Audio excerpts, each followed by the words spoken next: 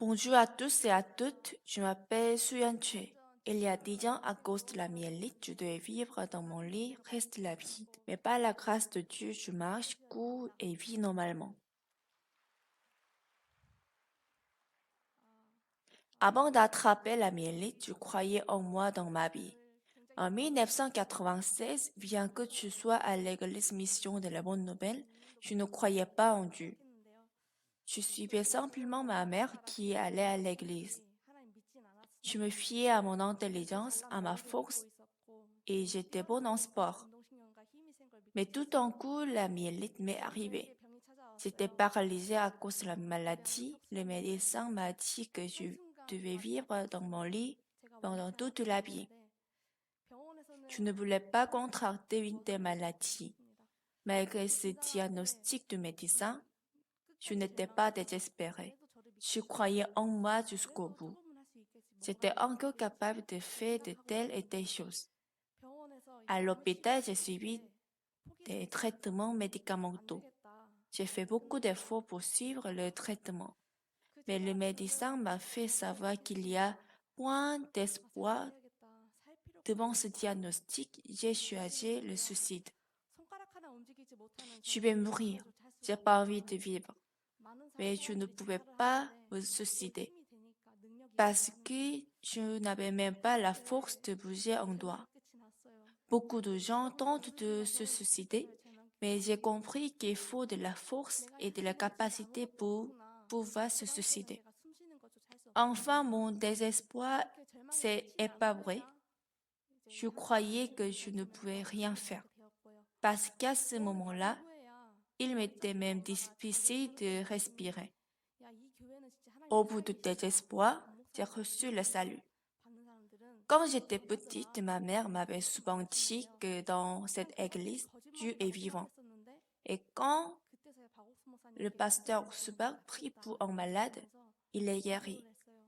Mais je pensais que c'était faux. Mais au bout du compte, j'ai pu croire que si je suis à la prière de pasteur Subak, moi aussi je vais être guéri. Du coup, j'ai prié Dieu de m'envoyer pasteur Oxubak à l'église Kumi où j'étais. Un mois plus tard, comme par hasard, pasteur Oxubak est venu dans notre église. Il y avait un séminaire à Ulsan et à Daegu.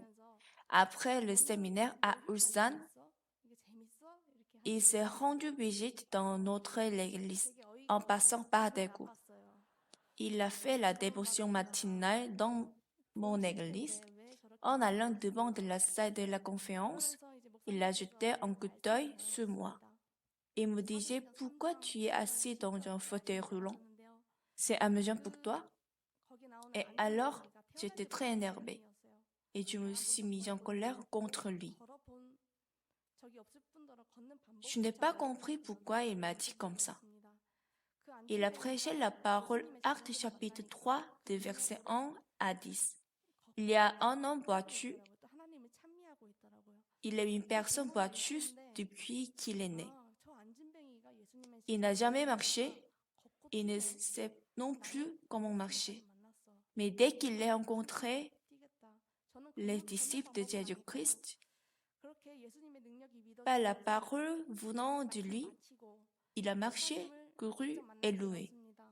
En lisant cette parole, j'ai cru en cette parole.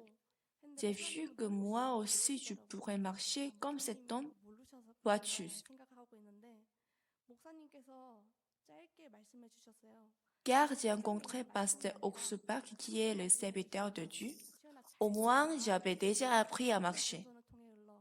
Donc, j'ai cru dans la puissance de Dieu. Après la prédication, j'ai rencontré Pasteur Oxupak. J'ai parlé de la myélite, ce que j'avais. Et pour Pasteur Oxupak, c'était très facile. Il ne m'a pas raconté la parole. Il m'a dit, écoute bien, Suan. L'électricité passe par le fil électrique. L'eau coule par le tuyau. Ce qui est important, c'est qu'il faut rencontrer ton cœur au cœur de Dieu. Si ton cœur est connecté au cœur de Dieu, il travaille dans ta vie. J'étais choquée. C'était facile de lier mon cœur au sien. Comme tout le monde le sait, il s'agit de croire à la parole telle qu'elle est. Pour finir, le pasteur m'a dit, Suyeon, je suis sûr que tu te célébreras bientôt. Pasteur Subak est parti, mais sa parole restait en moi. Pourtant, mon état s'empirait de plus en plus.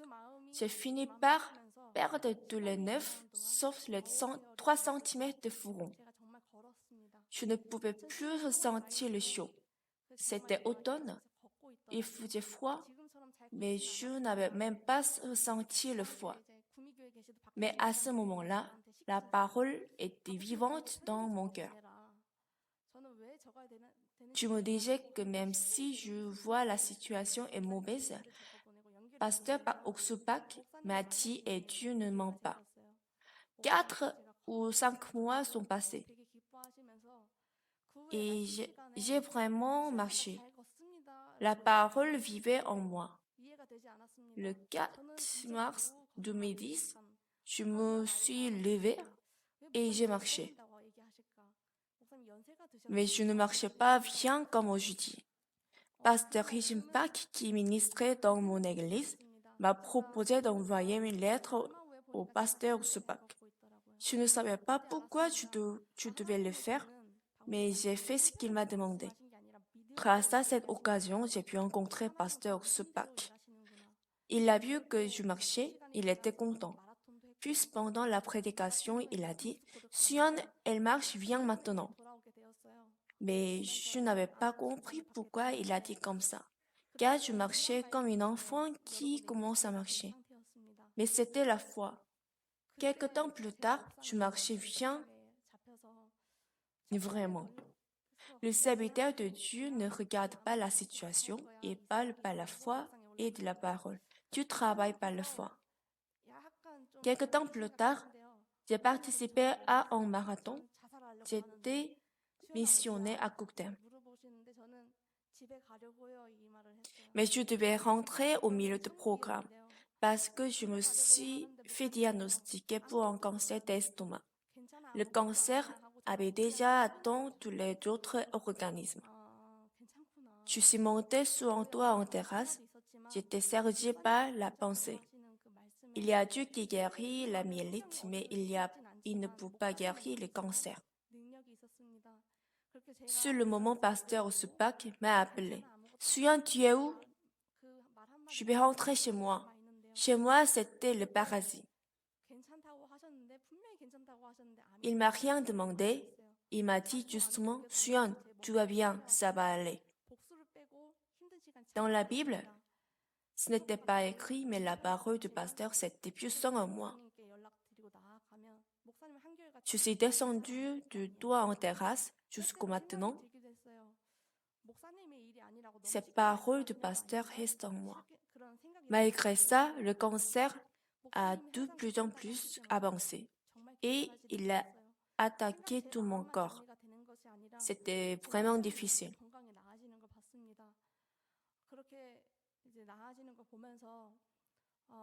J'étais dans la situation difficile, mais au fur et à mesure que je me tenais devant le pasteur, il m'a constamment dit, ce n'est rien, ça va aller. Parfois, la pensée m'a arrivé, mais je voyais qu'à chaque fois que le pasteur me dit ça va, ma santé est devenue mieux qu'avant. À la fin, j'avais le cancer sur la langue. Le médecin m'a dit qu'il faut couper 90% de la langue. J'ai supplié devant le médecin de ne pas me couper la langue. J'ai dit, Dieu m'a donné le rêve de témoigner devant les gens. Ne me coupez pas la langue. Dans la Bible, c'était écrit que l'épreuve couvre tout le corps et déclara pur celui qui a appelé. J'ai vu comment Dieu m'a guéri du cancer très rapidement. Il y avait le cancer de la tête aux pieds, sauf sur le bras droit. En novembre 2008, la paralysie commençait. J'avais le problème de l'ouïe et de la vue. Pendant 11 ans, j'avais perdu le vue à gauche et j'entendais pas à gauche. Mais en février 2017, Dieu m'a donné l'espérance. Toi aussi regarde tes deux yeux et écoute de tes deux oreilles. Vis comme une personne normale. J'ai cru la parole. J'attendais ce qui m'est promis. Fin 2017, je suis guérie petit à petit. Maintenant, je vois de mes deux yeux et j'écoute de mes deux oreilles. Je n'ai plus besoin de l'appareil auditif. Je vis comme une personne normale maintenant. Les gens savent que je dors très peu de temps, mais maintenant je dors 4 heures et demie par jour. Je dors bien et je mange bien aussi. À cause de l'effet secondaire, j'avais grossi, mais désormais je grossis seulement à cause de la nourriture. Je mange beaucoup. Au début de cette année, Pasteur a prié pour moi. Suyan n'est plus malade, permet-lui de rencontrer un très bon mari et avoir les enfants. C'était une prière inoubliable. Je n'ai jamais pensé de me marier. J'étais malade. Je doutais que quelqu'un voudrait me demander la main. Mais Pasteur m'a donné la foi. Il a prié plusieurs fois, même si je n'en suis pas capable. La prière de la puissance. La prière à la puissance. Je crois en prière de Pasteur. Tu m'as donné le nouveau rêve. Au départ, je voudrais simplement témoigner. Mais maintenant, je veux témoigner avec mon mari devant les gens. Mon cœur change très facilement. Hier, il était différent. Ce matin, il a encore changé. Le Satan travaille toujours dans mon cœur. Pourtant, je suis avec Pasteur Supak. La parole vit en moi. Par la parole, je suis avec Dieu.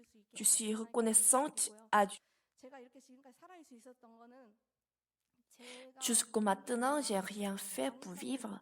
J'avais la parole et j'ai reçu la foi par le pasteur. Je vous remercie de prier pour moi. J'étais vraiment tendue pendant ces 10 minutes de témoignage, même si j'ai déjà témoigné plusieurs fois. Je vous remercie de m'avoir donné les 10 minutes de témoignage. Merci.